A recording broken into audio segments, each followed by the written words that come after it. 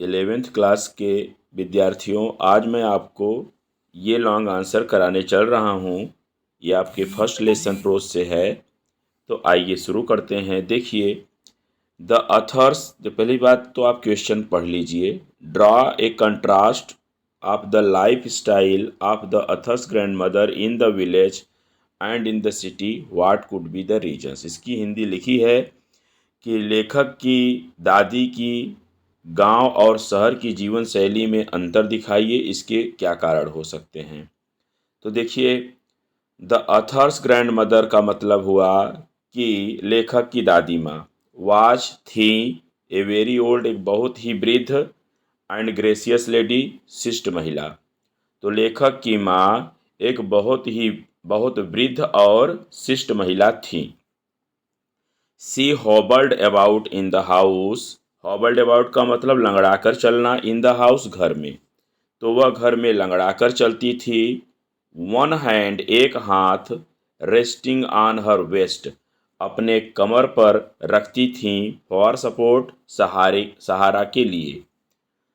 And the other hand, और दूसरे हाथ को होल्डिंग, पकड़ती थीं, और दूसरे हाथ से पकड़ती थीं, ए रोजरी, एक माला। She carried a rosary in her hands, वो अपने हाथों में एक माला लिए रहती थीं। The author could not believe, लेखक को विश्वास नहीं हो सका, that she had once been a child, कि वह कभी बच्ची रही थी। प्लेइंग गेम्स, जो जो खेल खेला करती थीं, या जो गेम्स खेला करती थीं।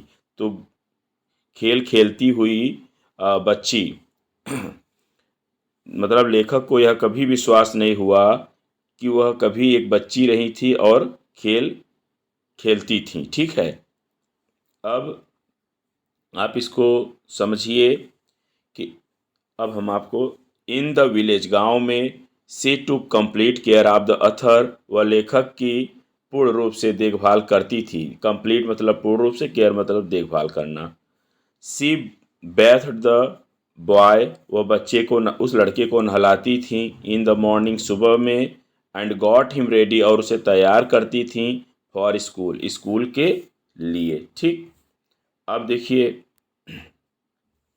है कि सी गेव हिम द स्लेट, वह उसे स्लेट देती थी, एंड इंक पॉट, और दवात देती थी, फॉर स्कूल, स्कूल के लिए।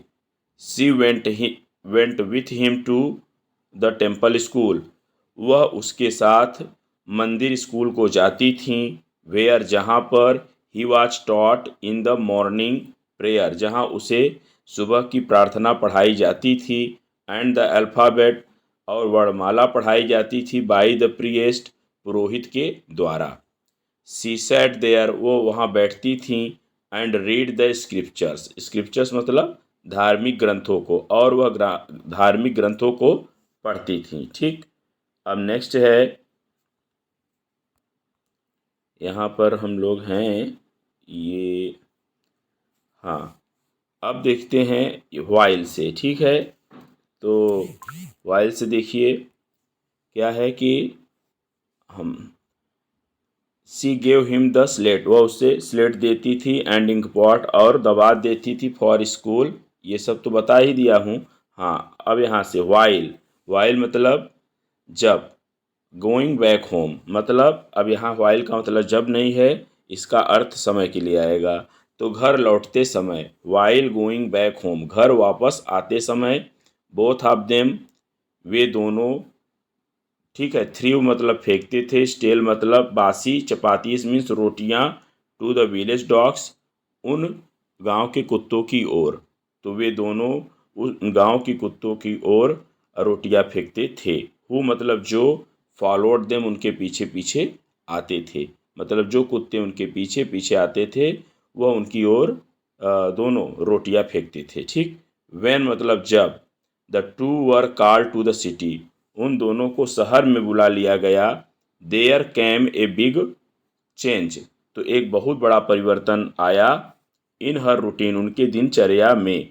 And also in her life style, और उनके जीवन शैली में भी। ठीक, अब देखिए है कि हर फ्रेंडशिप विद द अथर, मतलब लेखक के साथ उनकी मित्रता वाज आलमोस्ट ब्रोकन, लगभग टूट गई थी।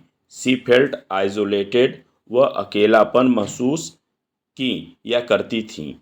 सी एक्सेप्टेड इट कामली, उन्होंने इसे शांतिपूर्वक स्वीकार कर लिया। सी made use of her time, वो अपने समय का उपयोग करती थी। बाय रिसाइटिंग प्रेयर्स, प्रार्थना करके, मतलब प्रार्थना का जाप करके। प्लाइंग द चरखा, चरखा चला करके। एंड फीडिंग द स्पैरोज, और गौरैयों को खिला करके। इन द आफ्टरनून, दोपहर में। सी लव डूइंग दैट, वह ऐसा करने से प्रेम करती थी, मतलब उन्हें ऐसा करना पसंद था। तो आप लोग सभी इसको जो है लॉन्ग को अपने नोटबुक में नोट डाउन कर लीजिएगा, ठीक है।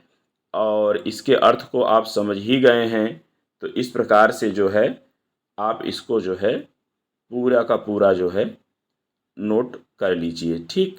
अभी आपको अच्छी तरीके से दिख रहा होगा। इसका क्वेश्चन लिख लीजिएगा और यह पूरा आप नोट डाउन कर लीजिएगा।